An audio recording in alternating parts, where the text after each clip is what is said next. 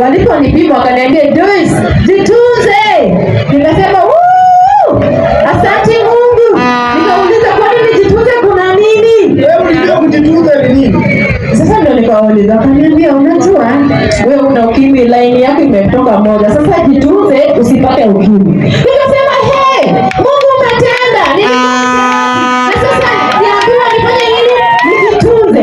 Tena tukarudi Ramona Health Center, nikapima ikakuwa HIV negative. Tukaenda Busia Lupe, HIV negative. Rift Valley Provision, HIV negative. Wazungu wakatoka nje kutoka South California, America, wapi Canada. Tukakuwa HIV negative. Mwezi wa 3 nimepima HIV negative. Kwa hiyo nasema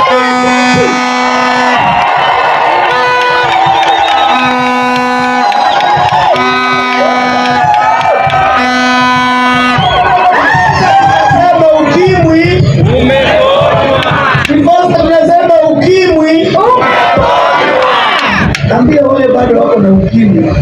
Wewe ndio unajua umeruka kwa nini? Wale bado upande hiyo.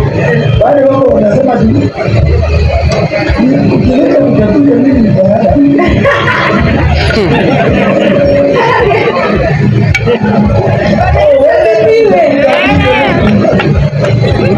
Bwana Yesu asifiwe.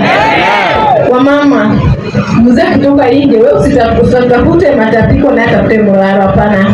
Wewe tu uenda kwa magoti ombea mzee wako. Washarati, Bwana Yesu asifiwe. Naomba mkuje kwa Yesu. Yesu anapenda washarati. Wewe tu anangojea ukuje, ukitubu na uokoke, kanisa litafunguliwa. Usijali. Mimi pia nilikuwa msharati, nilikuwa navalia minisketi, nilikuwa nasonga pisko mpaka hapo kwa mgongo. Nilikuwa nachukua mabono za watu. Wengine wakakosa amani. Ole wako, kuomba tu. Kuja, Yesu bado anakupenda.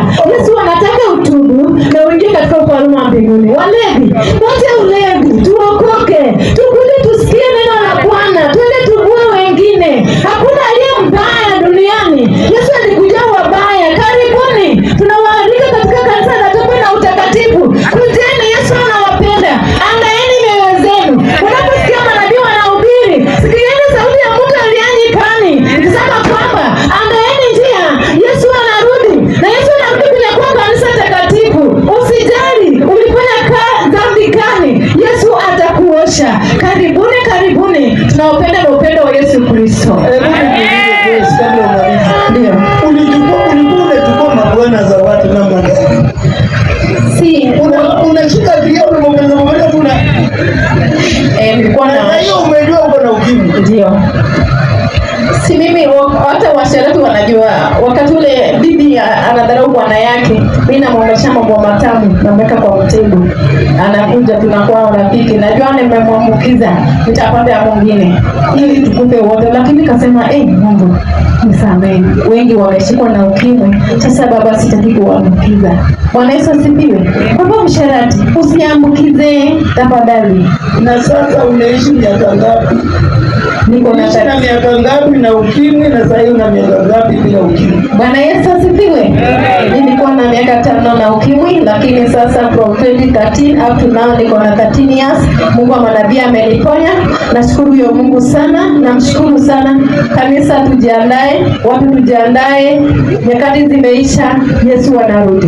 Na wewe una watoto? Niko na watoto. Watoto wangapi? 4.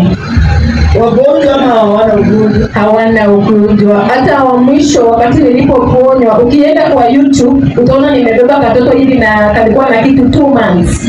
Kako kazima, saizi kako grade 7. Bwana Yesu asifiwe. Mkubwa alimaliza form 4 2018. Second born aliwatia form 2 2021. Third amekuwa anasoma Ngoze High School, alimaliza last year, na huyu mdogo ako grade 7. Na sasa mzee ako wapi? Mzee wangu the year 2014 alikufa. Alipokuwa anapanga matanga yangu, Mungu alileta vice versa. Sasa yeye ndio nilizika, mimi ndio niko na watoto. Amen. Bwana Yesu asifiwe. Wajane mjitunze. Yes. Wajane, ukibaki mjane, wacha kutumia mabwana za watu. Tazamia Yesu Kristo ndiye anasaidia wajane. Kaanza hiyo 2015 nilikuwa sina nyumba, mvua ilikuwa inanyeshea. Lakini kaongelesha Mungu wa mwanabii nikamuuliza, kwani wewe si mume wa jane? Kwani Mungu akaona nilinyeshewa na akatuma manabii wake akauliza na huyu mjane gani ananyeshewa. Nikapatikana nijuisi ya nyango kwa haya na nikajengewa nyumba.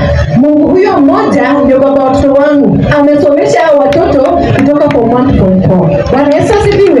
Huyo Mungu ananilisha na akanijengea hata nyumba. Kwa hivyo mjane usiseme kwamba kwa vile mume wangu amekufa naenda kuchukua mume mwingine anijengea. Hapana. Wasiharibu nyumba za watu, wajane, usiharibu nyumba ya mtu. Yes. Ukiwa mjane mtakatifu na Yesu atakusaidia. Amen. Yesu akubariki.